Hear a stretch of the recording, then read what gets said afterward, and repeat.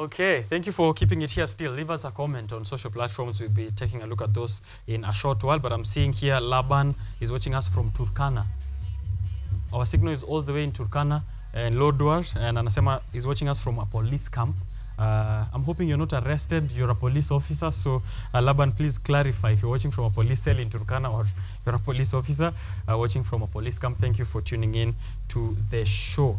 Now, let me reintroduce the man of the moment here to us, Munene Githira. Welcome back to the show. Thank you for creating time out of your schedule to have us this discussion. Thank you. How have you been? I've been well. It's been a long way. Yes. Yes. How is the new year coming up for you? The new year is really coming up very well. Okay. We thank God for the blessings and for, I think every new year, it's like people have the eagerness to do better, do new things. Yeah. All right. Congratulations on Pipo Brands, by the way. Thank you.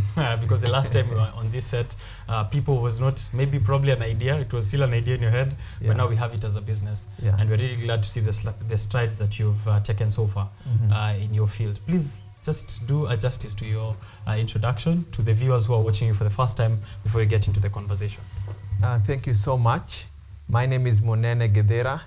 I'm the founder of Pipo Brands, and we are the right people and the best people to talk to for your brand identity, brand engagement, brand visibility, and for you to have more paying and satisfied customers.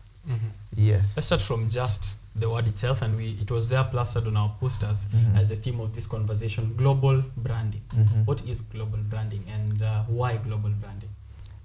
Global branding is how you position your business, your solutions, your brand to a global scale. Okay. Now, when a business starts, it starts from the local space, and then now it starts to think about the regional space, and then now you go to the global space. So how will people perceive your business, your solutions that you offer from a global perspective, from different countries, different cultures?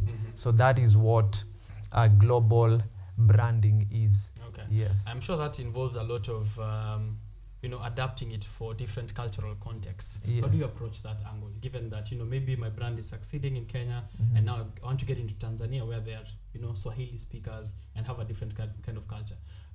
Maybe just a general perspective on how someone approaches that adaptability.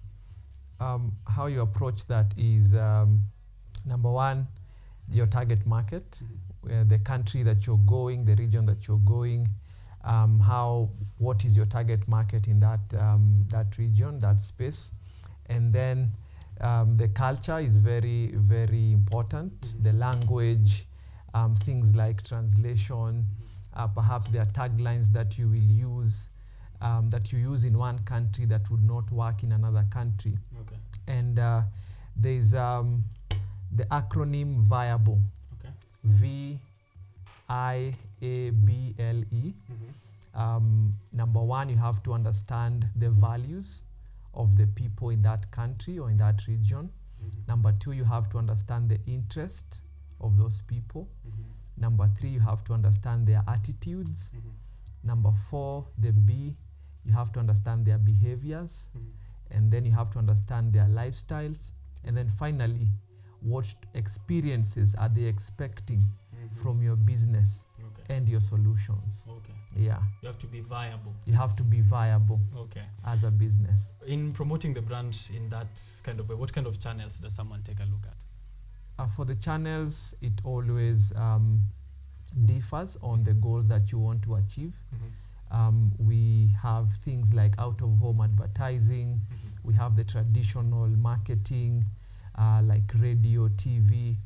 And then we have the on-form channels, social media, digital marketing, making sure that your brand is available where people are spending most of their time, and your brand is available where it will have more credibility. Okay. Yes. All right.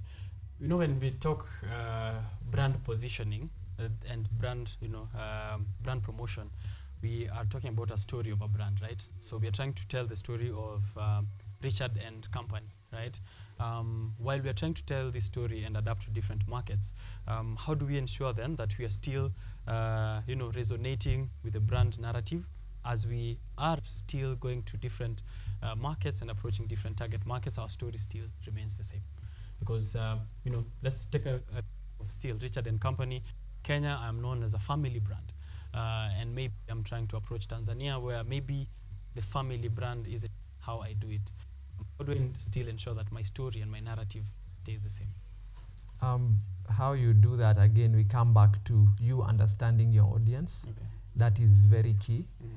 And the mistake we see people doing is once they understand their audience once, but understanding your audience is a continuous journey. Okay. Number one, understand your audience.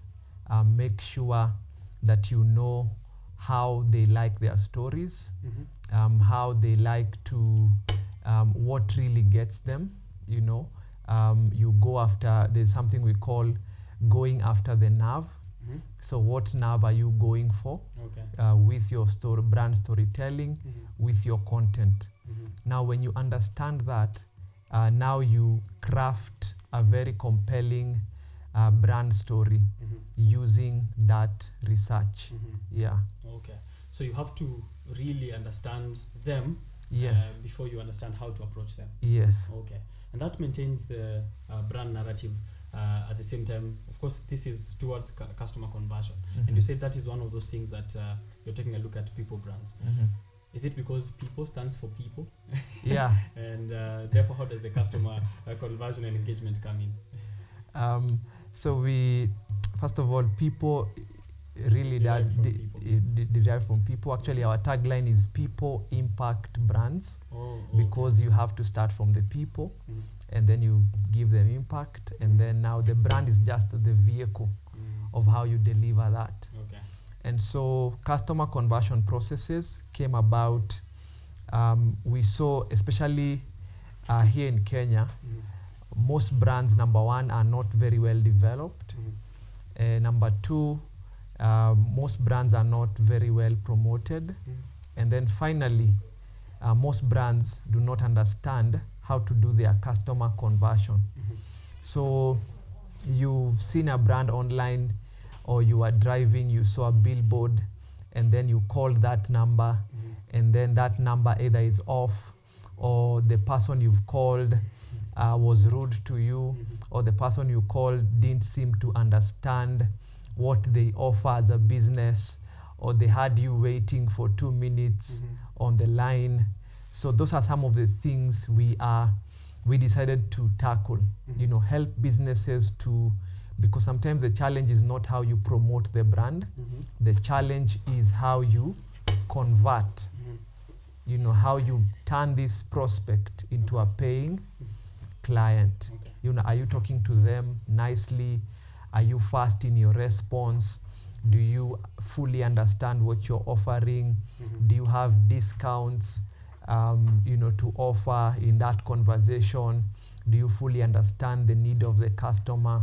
So those are some of the things we are helping businesses with. Okay. Yeah. How do you convince a business which feels that they already have a presence? I'm just going to give an example of our common Ken salt, which is, everyone needs salt. Therefore, if I was to approach them, if Pipo Brands were to approach them, how would you convince such a rigid traditional business to still consider brand awareness and brand promotion for more customer conversion when they feel like they have hit? Try. We have what we call psychographic needs. Okay. For individuals and for businesses. For businesses, some of the psychographic needs, number one is improving your net profits. Number two is improving your sales volume. We have things like cutting down your cost, and so on. And so for a company like Ken Salt, these are some of the things you bring on the table. You tell them, 10 years ago, you had 80% market share. In 2024, you have 30-40% market share because of the other players who have come in. And number one, they might have a better solution than you. They might have better packaging, branding, messaging than you. And so this is a good time for you to really re-establish your authority through a better identity, a better image, better messaging, being on the right channels, and then making sure that your customer conversion processes also are improved. So that is how you bring that conversation. Okay. You hit their nerve, you know, which that's is the nerve that you're looking for. that's the nerve that you're looking for. So what are their psychographic needs? Okay. Yeah. Psychographic needs. That's Yeah. quite a good time. I think I'll just write it down real quick. Let's pick digital maturity. Yeah. Is that something that is also a conversation in trying to convey, of course, a brand across markets? What kind of digital tools do you get to use then for global brand positioning? Thank you for that question. Digital maturity, digital transformation in the age that we are in is not an option for businesses. Okay. It's almost like a must. Actually, in the next 4 or 5 years, if you're not using digital tools, then you'll find yourself in a very tough situation as a business. Some of the tools you want to use, and also in the wake of AI, we have AI tools that help you to respond to messages on social media. Those are your chatbots. You have AI tools that help you to measure and do data analysis on how your website is performing, the kind of traffic you're having on social media. You have AI tools that are helping you to do your copyright, helping you to do your designs, helping you to generate leads on your website. And so these are some of the tools we can take advantage of as businesses. Of course, the most important one is tools for CRM, customer relationship management. These are tools that they help you to segment your customers, you know, cold leads, hot leads, warm leads, you know, who is most likely to buy when. So these are some of the tools we need to be using as businesses. Okay. Yeah. All right. How do you ensure then a smooth transition? As you said, in the next 4 or 5 years, if you're not using any digital tools, your brand is probably going to be overshadowed by brands which are trying to become digitally mature. How do you help a brand then that is rigid, maybe a traditional brand, if I can use that term, to have a smooth transition to the digital era? Number one, for the business owners, the brand owners, they need to upskill. They need to have knowledge. Even if you're not the one executing, you need to have that knowledge, so that now, even when you call a consultant like Monene, you have an understanding of what Monene will come to say, and you will have be in a better position to have a conversation with that consultant. So that's number one.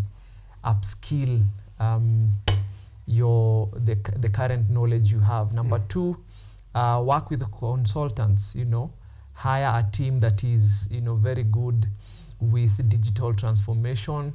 Let them set you up, and from there you can decide to take it up by yourself, or you can decide to continue engaging that consultant or those experts. All right. Yeah. In brand promotion efforts, what kind of metrics are the most important to you as a consultant, and what are the ones you think maybe someone who's watching should be having a consideration of? Number one is lead generation. Okay. Number one, yani pale juu kabisa. Lead generation. Yes.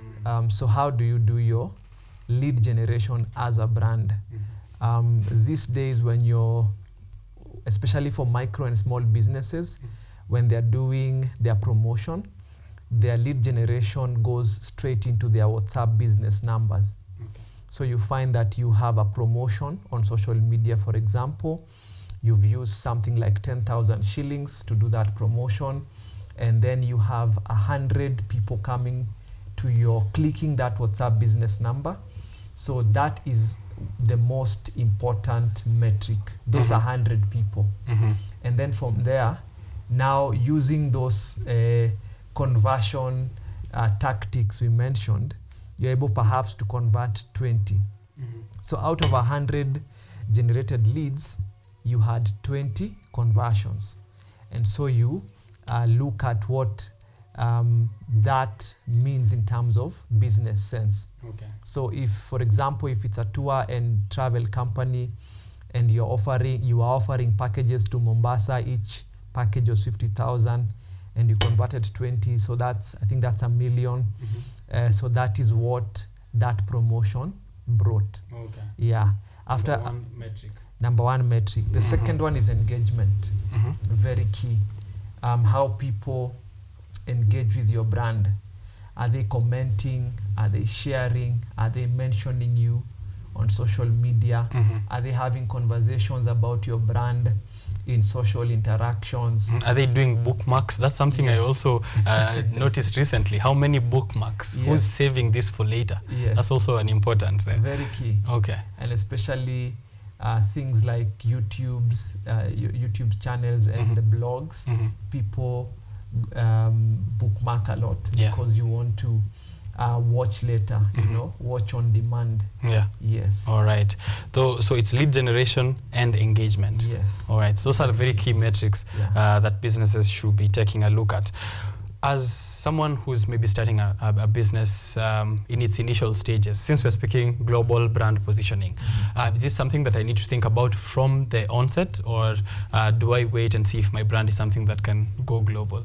Or at what stages do I gauge that now let's think global? Yes, you as a starting business, whether you're a startup, whether you're a small business, a micro business, you need to think globally. Think global, act local. Okay. So, and the reason is the opportunities are becoming more and more. You find that people in a certain continent or country will want to work with your brand because, let's say, in Kenya we have more expertise. In Kenya we are faster. In Kenya we are more affordable. So you find that some of the reasons that brands will want to work with you from a global perspective are very dear to them. So you have to start thinking global. Yeah. Okay. In some of the success stories that you can let us know of the brand positioning and customer conversions that you've done so far with people. Some of the successful projects we've done, we did a project with the Global Logistics Convention last year in November. We work with companies like a rope group. We work with companies like Plum Care. They do oral care, the dental floss picks. So those are some of the companies we have worked with. Yeah. All right. For someone who's coming through to people now, what can they expect, and what should they be prepared before they come to approach you for consultation services? I think we'll have to say that we love people. That is number one. People are at the center of what we do. And then the impact that they want to have is also very key to us. So we listen to them. We get to understand their vision. We get to understand their solutions, where they'd like to be, how they'd like to change the lives of people. And then now from there, we craft a strategy that will help them to really bring out a brand that is very solution oriented. Yes. Okay. Where can they find people? Our website is www.pipobrands.com, and then across all social media platforms, and I mean all, Facebook, X, LinkedIn, Instagram, YouTube, Google Business Profile, yes, TikTok. Your role in there? Pipo Brands, just Pipo Brands, Pipo Brands. Okay. Yeah. Pipo Brands, of course, taking a look at how brands can position themselves to convert people into becoming successful customers. Is there a human touch in all of this as well? In trying to, what role do what role do people in human resource play in this global brand positioning? The role we play in the HR is employee branding. Okay. Because employee branding has become one of the key goals for brands that are looking to position themselves. So how are you becoming more suitable to talent? And how are you able to nurture that talent so that now they are proud to work for your organization, your business? Okay. So that is how important Pipo Brands is to the HR. Okay. Yeah. You've been doing branded episodes. Yes. Could you maybe let us know a bit about that and what those conversations are for and like? Thank you. So branded episodes, we did them, number one, to show brands what we are talking about. You know, now when someone hears you talking about something and you're not doing it, they might start questioning. So that was the first reason. Okay. You know, just to show our customers this is what we mean when we say branded episodes. And so for us, we did branded episodes that relate to business conversations. So we had one called Answer in partnership with Talanta Institute. Okay. And we did season 1. It was very successful. We had conversations with different MSME CEOs just to get their stories, their journeys, and where they are currently. And so that was very integral in us showing brands that if you are to do your branded episodes, this is how you are supposed to do it. And just to bring it to light, branded episodes is doing a conversation on video that will be very insightful to your customers, that will be very entertaining, that your customers will always be coming back to watch, even if you're not selling anything. Okay. Yes. So for example, I didn't think of that that way. Okay. So for example, a brand that is doing beauty products can do branded episodes that they are talking about, you know, self-worth, self-identity. You know, you're not selling a product. You know, you're just having conversations around your brand. Your brand, okay. You know, okay. what are the things that surround your brand that you can have conversations on. Yes. Okay. So it's something that other businesses can also pick up. Yes. If I'm getting that correct from you. Not can, should. Or should. Yes. All right. You should have branded episodes. Yeah. So if you're in the smartphone industry, because I'm basing it off something that I've worked with. So if you're, you know, a smartphone brand, you could have a conversation about digital privacy. Yes. Which is something that is around your brand, but you're not directly selling your product. Yeah. Okay. It works very well. Something that you can pick up and check out some of the branded episodes that Githira has done himself. I've been watching them on YouTube.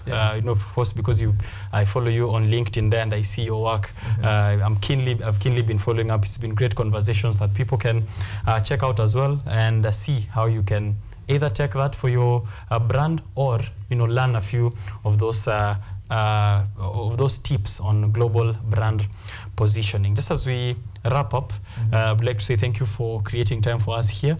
And I'm hoping that, you know, as you grow some more, we could still have you here, even if you're out there doing global brand positioning.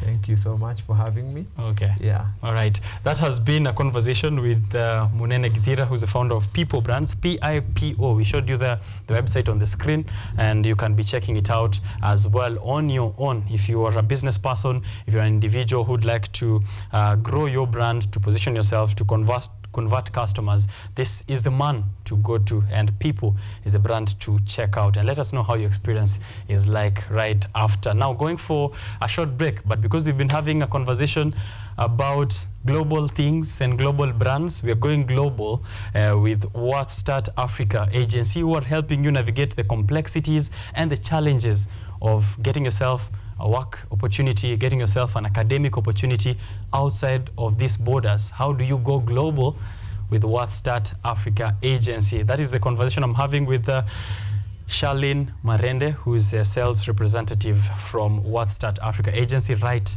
after this break. So don't go far.